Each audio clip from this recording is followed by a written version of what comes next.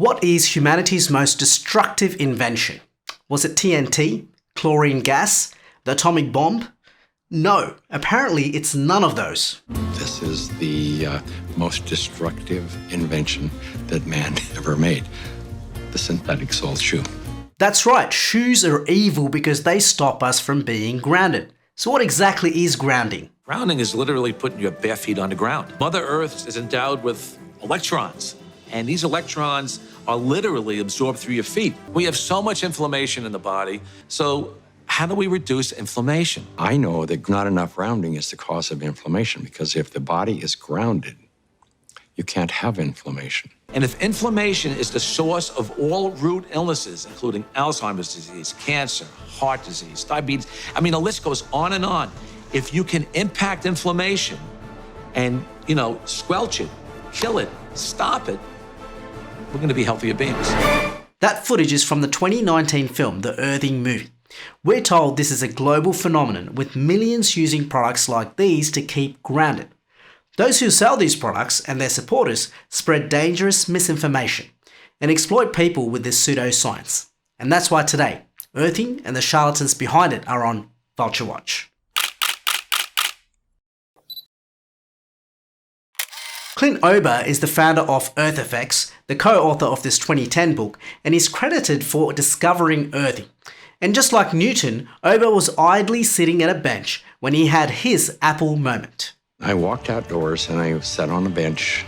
This tour bus pulled up. White Nike shoes were on sale. It just dawned on me, I wonder if it's possible that humans are, we're no longer naturally grounded. I wonder if these shoes could be interfering with us. Yes, we must all thank Nike for having that sale. So what did Clint do next? Bought a roll of metal duct tape, and I just taped it across the bed, threw a wire out the window, and it had a ground rod outside. I connected it to the metal duct tape. But when I laid down on the duct tape, I was like grounded. Woke up the next morning, and I thought, holy cow, there's something going on here, because normally for me to go to sleep, I had to take Advil. I found an anesthesiologist in San Diego, and we grounded 60 people. The reports that came in were unbelievable. TMJ disappeared, PMS disappeared, inflammation reduced, pain. Everybody slept better. It's the first study that I did that was a legitimate study where we had quantifiable data. Okay, firstly, that pilot study Ober is talking about is not the same as what is shown in the film. This is that study with 60 participants that he published in 2000. Forget double-blind, there is no suggestion of it even being single-blinded. This means participants knew if they were grounded or not, so there is no way to tell if it was anything more than just a placebo. The results weren't conclusive anyway. There were 12 ungrounded results that showed some improvement, while 24 grounded ones showed none. So what is this fancy study that's misleadingly shown in the film? That was a 2005 report by William Amelou, yet another chiropractor who calls himself a doctor. It is a compilation of case studies of outpatients having thermography scans, in some cases after just 2 nights of sleeping on a grounded mat. No double blinding, no control group, no consistent method, no discussion, and no conclusion. But the biggest red flag is that every single one of the 20 subjects reported significant improvements. These 2 studies were just the beginning of Ober's desperate quest for evidence to support his wishful hypothesis. Can we measure the effects reproducibly? The answer to that is yes. We now have 20 studies. There's 21 published studies in the medical literature on earthing and grounding. And this is peer-reviewed stuff. It's so incredible. This is Nobel Prize material. Yeah, throughout the film you'll find mentions of Nobel Prize-worthy research. Since the film released, that count has gone to 32 studies at the time of making this video, all listed under the research section of the Earthing Institute's website. In the interest of time, let's just look at their 4 most recent ones. Number 1, subject size 22, 7 dropped out, couldn't confirm earthing did anything for anxiety or depression, and although sleep quality improved, they admit this may be due to its functioning as a light therapy rather than grounding itself. Number 2. This journal article uses another thermography report to claim improvement in skin inflammation. Written by Jeremy Madvin, Vice President of Zeta Technology Group, a company that markets biomedical products, who appears to have zero science background and has a patent filed for the very thing he's claiming efficacy for in this article. So there's a clear conflict of interest here. Number 3. 12 people recruited over social media, 2 dropped out, and it concluded that the subject size was too small to draw any conclusions. Number 4. A study by Gaëtan Chevalier, the director of the Earthing Institute, saw a massive conflict of interest, and it only looked at 10 subjects who were grounded for only 40 minutes each. 3 of them apparently didn't have good data, and 5 of them reported a healing response. As far as validity and reliability goes, this is as low quality as it gets. Having gone through all 32 studies, there isn't a single one here that isn't flawed by either its small sample size, a flawed method, conflict of interest, or often a combination of all 3 issues. It is laughable that they would preface this pitiful list of unconvincing research as consistent evidence for earthing. They must be desperately hoping the audience won't actually read these studies, but just take comfort in their mere existence. But to be sure, a bit of hijacking of medical science has also been used in the film to gain false credibility. Heart disease is an inflammatory process. Inflammation is produced by neutrophils, which is a white blood cell. You have an injury, you have a damaged cell. And so these white blood cells come over and they encapsulate the damaged cell and they release reactive oxygen species, which rip electrons from the damaged cell, and that destroys the damaged cell. White blood cells release free radicals at the injury site. They chew up any pathogens, bacteria, or dead cells. If there's not enough free electrons there to reduce the remaining radicals, they're going to steal an electron from a healthy cell and in the process damage it. Then the message goes out to the immune system, and another neutrophil does the same thing, eliminates that cell, and then you end up with a chain reaction. If inflammation is the cause of all these health disorders, then I know that not enough rounding is the cause of inflammation, because if the body is grounded, you can't have inflammation. Wow. There's just so much to unpack there. Firstly, heart disease is not an inflammatory process. Many reliable sources will confirm that while inflammation is common in some types of heart disease, there isn't enough evidence to suggest that it is a root cause of them all, let alone the only cause as we're told in this film. This is a questionable cause fallacy. And to blame inflammation for every major ailment from cancer to diabetes is a causal reductionism fallacy. Inflammation is just our body's response to an injury. When there's a cut on our hand, for instance, and bacteria or viruses enter the body, neutrophils are one of many defenses that are released. They ingest these foreign microorganisms and release enzymes that kill them. Their main role is not to attack our own healthy cells as suggested in the film. This only happens in certain rare cases like autoimmune diseases. One of the ways neutrophils kill bacteria is through an oxidative burst, and this is where free radicals are formed, and yes, if left unchecked, they could be harmful to healthy cells. But here's the thing, a healthy body naturally produces its own antioxidants to neutralize these free radicals. Plus, there's an abundant amount of antioxidants in common foods we all consume. There is no research or evidence to suggest that electrons acquired through the skin, whatever the source may be, could replicate the role of antioxidants or be beneficial to this particular immune mechanism in any way. What could be more convincing is if they told us how many electrons are actually being acquired from the Earth and how the hell they get to the site of the inflammation to neutralize these free radicals. But they conveniently skip this vital information, citing this lame excuse. We tried to figure out how much charge the body takes in when you touch the Earth. What happens is the body saturates with electrons practically instantaneously. It's so fast that you can't measure it. Really? If only we had a device that measured charge. But despite that excuse, they still make this claim. And Mother Earth is endowed with electrons.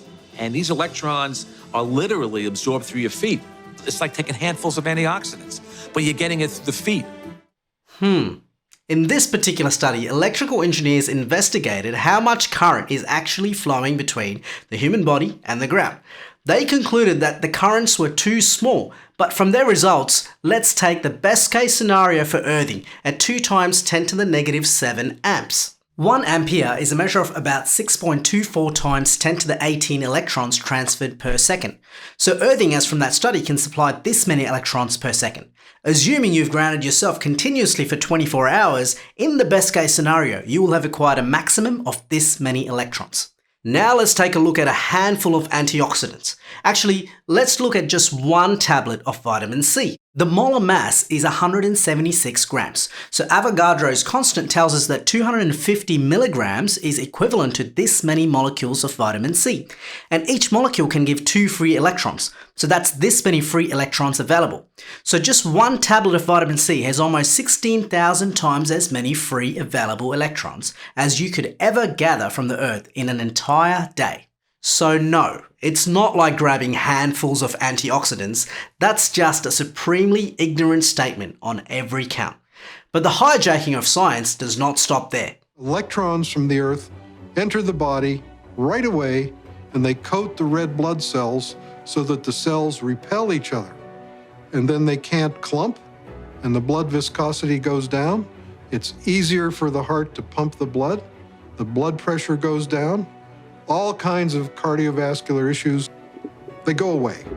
And I'm just thinking on the way here, I was thinking about how maybe the thinning of the blood is the reason that all the physiological systems go into balance. That's right, all cardiovascular issues just go away, all physiological systems go into balance, and he just thought about that one on the way to the interview. Notice how they don't mention which study produced these results. There's no way to tell where this is from. And the idea that blood is thinned by electrons is even more ridiculous than the inflammation argument. Oh, and here's something that should surprise no one. Oshman is a shareholder in EarthFX. And guess what? As are Sinatra and Chevalier. And as any earnest investor should, they're always looking for business opportunities like this. We wrote a paper, published it in an international journal. This pretty speculative paper. I mean, guessing that because earthing helps with other breathing problems, it might help with COVID. And 3 months later, a paper came out from Iraq. The doctor, Musa was his name, I believe. So he grounded some people who were around others who were infected. And they didn't get infected. So we made a guess. And looks like we were right. We guessed that grounding patches above the lungs might help, might keep people out of the ventilators and keep them off oxygen. There was confirmation from Iraq. Yes, please buy our patches if you want to avoid the ventilator. We have confirmation from Iraq. That Iraq study, published in the Biomedical Journal of a Taiwan university, was a completely uncontrolled study. And despite 2 grounded participants dying, they conclude that earthing had significant curing and preventative effects. But COVID-19 currently has a case fatality rate of about 1%. This study, where people were grounded, shows a fatality rate of almost 3%. So can we conclude that earthing almost triples your likelihood of dying from this virus? This is why large sample sizes, double-blinded testing, peer reviews, and other supporting research are important. Otherwise, any chump can make any conclusion they like to boost their share price. So far, they've tried a stirring discovery story, produced fallible studies, and hijacked science to convince us that this thing really works. But luckily for them, there's still one silver bullet that will substantially lift their sails, and that's to make the whole thing spiritual. For thousands of years, spiritual masters have taught the benefits of meditation and sitting on the earth. That's why some people believe that earthing and meditation go hand in hand. And anytime spiritual nonsense needs selling, there are 2 influential quacks that come pre-qualified for that job. But every day if you stick your hands into the earth, or at least for a few minutes a day, you would see the body would be in a much better condition, because whenever it's in contact with the earth, the body reorganizes itself. It's called earthing actually. So, when you earth the electrical connections, one thing is to keep it wet, because if it is wet, it gets conducted better. So this is why in all the Indian temples, why do you think people are making their bodies wet and lying down on the floor in prostration? Is just this contact with nature, whether it's earth or air or water, is most important. If that is not there, the body will slowly lose its integrity. 80% of your health depends on this, how much you're in tune with the earth. 80% of your chronic ailments can just vanish simply because you kind of found a little rapport with the earth. This is Dr. Deepak Chopra. My body, which is a battery, literally a battery because it's a biofield, electrical biofield, is in alignment with the Earth's electromagnetic field. I and the Earth and the ionosphere are one. So this is what grounding is. This is the basis of healing in Ayurveda, to restore harmony between the microcosm and the macrocosm. Somebody walks barefoot on grass or the earth or on the beach. What is really happening at a fundamental level is you're restoring your biological rhythms and bringing them in alignment, or you might say synchrony, with the earth, which is connected to the entire cosmos. Yes, that was Deepak Chopra electrically connecting to the cosmos through a tree. You might be wondering what these two get out of this. Well, Deepak sells this proprietary grounding mat, while Juggy sells superstitious rituals like these to cleanse your chakras by honouring the earth element. So it helps their revenue a bit, but it's more about growing their market for larger pseudoscientific ventures they run, like this wellness retreat or this consecration. Endorsement from these two are crucial because they open doors to massive buyer segments that are wealthy, irrational, and emotionally driven. Their followers will not question their authority, and that means they can make all the ridiculous claims a company only wishes they could legally make themselves. And that makes them priceless advocates and partners. But using their cults to push product is only one of many dubious tactics used to sell junk science. I must thank an anonymous subscriber for their invaluable contribution to this video. When they emailed me with their analysis on earthing asking me to produce this, I was thrilled because this is a great archetype of how nonsense can be sold as innovation. So using examples from the earthing movie, here are 4 insidious tactics used to effectively sell junk science. Being aware of these will help us identify and promptly reject many other such quackeries out there. Tactic number 1 is oversimplification. If you take a microscope and you look at a piece of wood and you go down, down, down, all of a sudden there's nothing there. There's molecules, but they're not even connected. What's holding them together? What's the force that's holding everything together? Electromagnetism. Our body is electrical. This is all electronic equipment. The heart, the lungs, the brain. I mean, this is electrical equipment. It's all electrical. Everything is electrical. With such oversimplified idioms and anecdotes, we can be lulled into a false sense of security and suspend our skepticism. It's an important first step because this then enables tactic number 2 to have maximum impact, and that is generating fear. Just as ungrounded signals wreak havoc on radio communications, there's growing concern that because we are not grounded, we absorb tremendous amounts of electromagnetic radiation from our modern devices.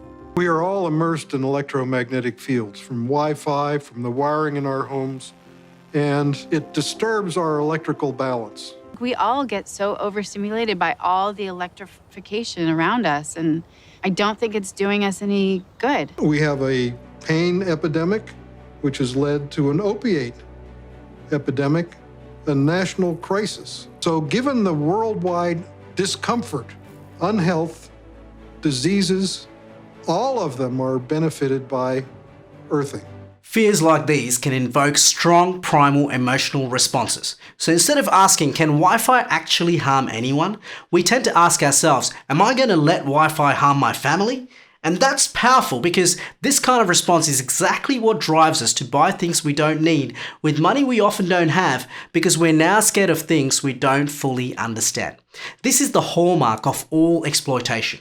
To further reinforce these fears and to help us rationalize them, tactic number 3 is used: conspiracy theories. There's a well-established, traditional, conventional system that relies on expensive intervention. So they'd like to perpetuate that, and they're not too interested in having some competition coming in for a lot less expensive to sort of sabotage their profit levels.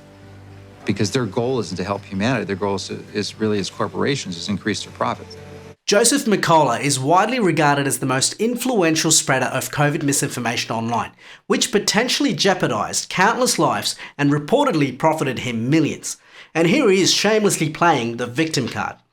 Theories like these speak to our innate distrust in institutions and our often narcissistic tendency to believe that we somehow know better than actual experts in the field. Once our minds are subverted by these tactics, most of us often end up completely believing in the junk science.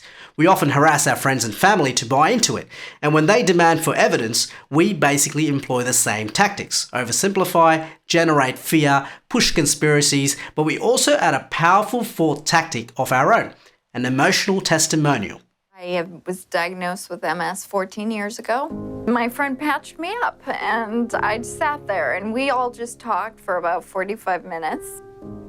I found myself smiling, and that wasn't something that I did. I just didn't. I want everybody to try this. I don't want anybody to not experience this. Melanie is 100% right. If you sit down and chat for 45 minutes with a good friend, you too can feel better and smile. People who share emotional testimonials help sales in 3 ways. 1, they speak to your suffering, and by claiming to have overcome it, they create a natural desire for the product. 2, they effectively become unpaid advocates. Not only do they push friends and family to buy up, but also defend their product against critics. You'll find many examples in the comments section of our last video. 3, they enhance the placebo effect. People are more likely to believe something works if others vouch for it. And that's why testimonials are so powerful. But people who are science literate are less likely to fall for this tactic because science is not a democratic process or a popularity contest. It is in pursuit of objective truths. So personal anecdotal testimonials count for nothing if not backed up by verifiable primary evidence. So there you go. 4 tactics we all need to look out for. While exercising outdoors can have physical and mental health benefits, there is no evidence to suggest that going barefoot has any electrical health benefits. Certainly nothing to suggest it eliminates inflammation or protects you against heart disease or any of the many ridiculous claims made by this terrible propaganda film. Of course, one may ask, but if it is making them happy, then what the hell is your problem? And that's a great question. If earthing was just a go barefoot and be healthy movement, no one would have much issue with it. But it extends well beyond that. It promises extraordinary but unverified health benefits and spreads dangerous misinformation, the real-life costs of which we've all witnessed during this pandemic. Fads like these also generate an alarming amount of public distrust in institutions. And we've also seen how that can deter the moral, social, and intellectual progress of humanity.